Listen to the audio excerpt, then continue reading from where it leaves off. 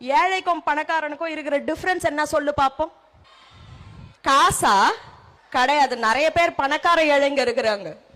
எனக்கு ஒரு ஃப்ரெண்ட் இருக்கிறாங்க, 300 கோடி. கோயிலுக்கு போனா நாங்க போறதே 9 கோடி காரு. ஆனா பூக்கடைக்கார கிட்ட அந்த கார் போய் நிக்கிறப்போ அந்த டிரைவர் கிட்ட சொல்லுவாங்க, கொஞ்சம் தள்ளி போய் நில்லுப்பா, கார்ல இருந்து இறங்கினா பூக்கு காசு ஜாஸ்தி கேட்பான். நீ ஓட்டுற காரோட காசு எவ்வளோ? 9 கோடி. பூக்காரி ஜாஸ்தியா கேட்டால்னா மேக்சிமம் எவ்வளவு கேட்பா?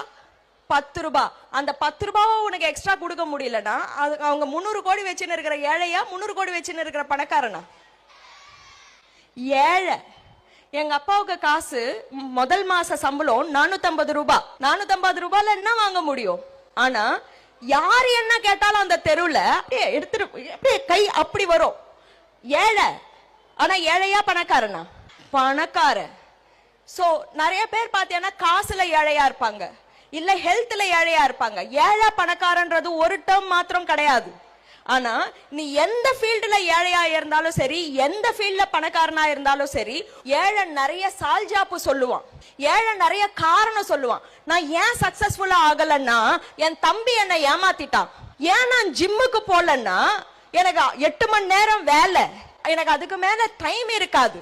ஏன் உனக்கு ஹெல்த் சரியில்லைன்னா எங்க வீட்டுல எப்ப பார்த்தாலும் ஃப்ரையா பண்றாங்க. எதுல ஏழையா இருக்கிறானோ அந்த ஏழை நிறைய காரணம் சொல்லுவான்.